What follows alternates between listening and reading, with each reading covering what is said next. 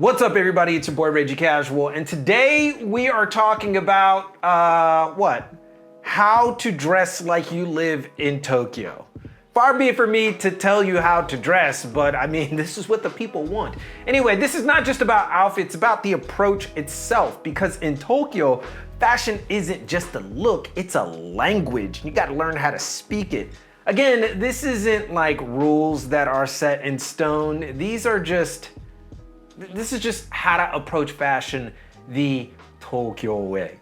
So take that with whatever you, anyway, let's get it. All right, so first, a little disclaimer, if you will. Style is personal, you guys know that. Like I said at the onset, it's not about rules, it's about how deeply you live your style. So with all that being said, let's get into the first tip, and that is appreciation for global influence. Okay, so Tokyo's fashion culture is like a sponge. It absorbs everything and makes it its own. While it's easy to assume Japan mainly pulls from the US, the reality is far broader. Tokyo's aesthetic palette borrows freely from France's effortless tailoring, Italy's obsession with texture, the UK's modern punk legacies, and South Korea's contemporary swagger. You see a lot of that today. Americana lives alongside Euro tailoring. K-pop and Tokyo streetwear clash in ways that are surprisingly natural. It's not imitation, it's a reinterpretation. And in Tokyo, how you blend those interpretations and inspiration says more about you than what brands you wear. So the second thing is learn first, copy second. This is straight from the book of Yohji Yamamoto. Here's the thing, copying is not a sin in Japan.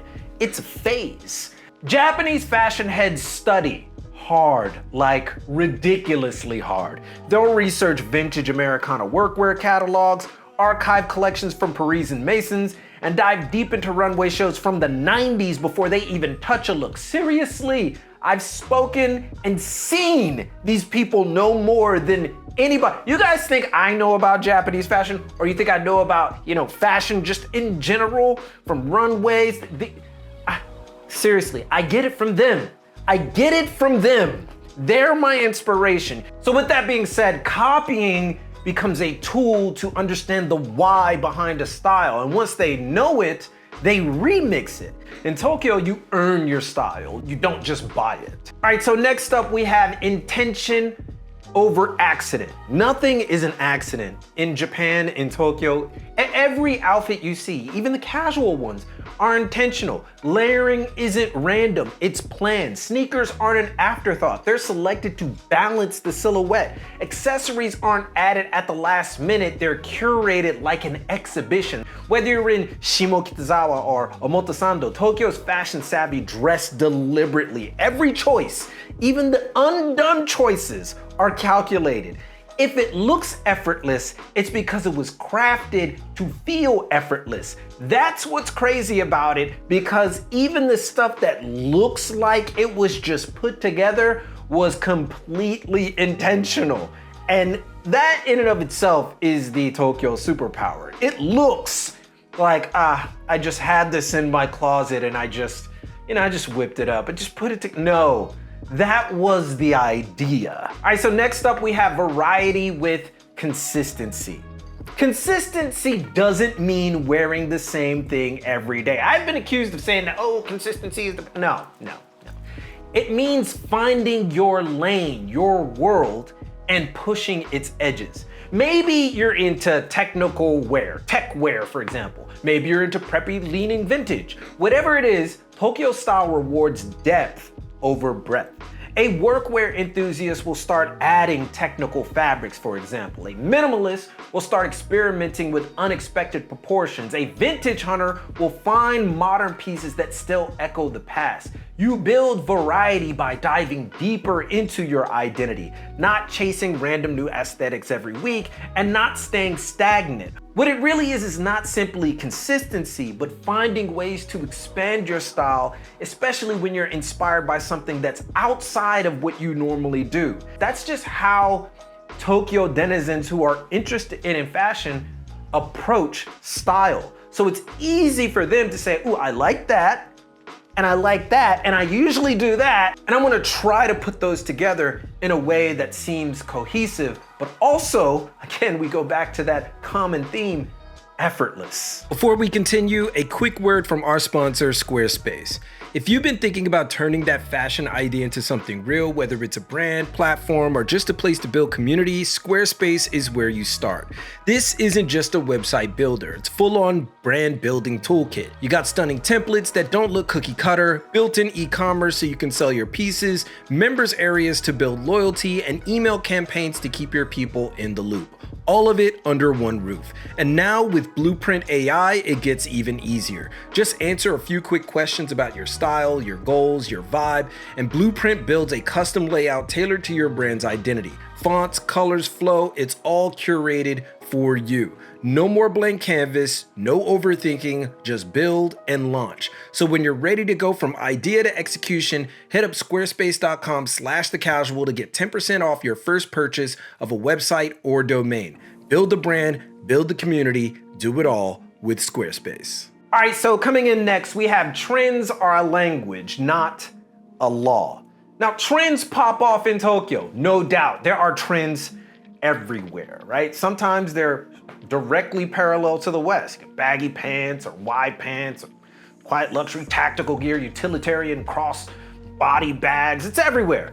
But here's the twist, trends in Tokyo aren't mandates. They're kind of like ingredients. Not everyone adopts them, and those who do adapt them to their personal style. You'll see someone rocking like hyper trendy Y2K looks in Harajuku, but tweaked to fit their proportions, vibe, and context. And then another person might only borrow a piece, like a techwear jacket, but still, it's styled with traditional slacks and derbies. And seriously, I will say this again, derbies.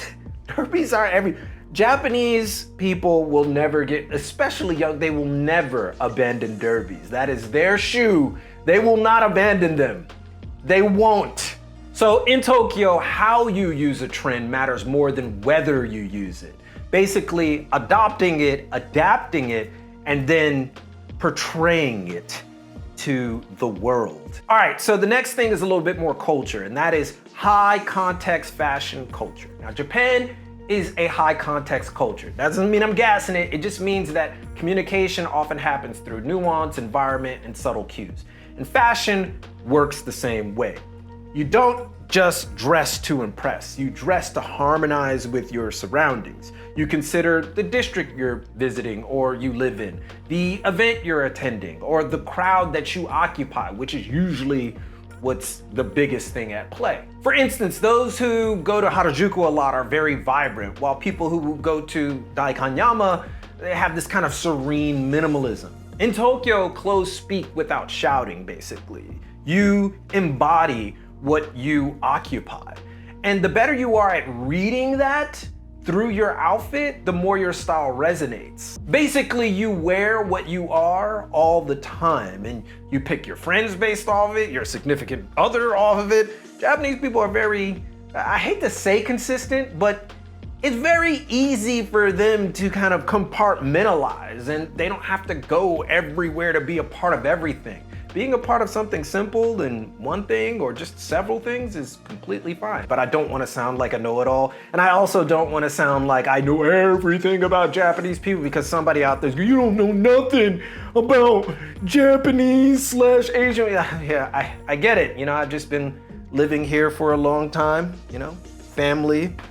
Part of my family is Japanese, but you know, whatever. I don't know. I just know this thing about fashion. But anyway, I could tell you about brands like SS Stein, Shinya Kozuka, Kozaburo, and A.Presse. And trust me, those labels are incredible. They're thoughtful, deliberate, experimental. Each embodies the mindset that I've been talking about today.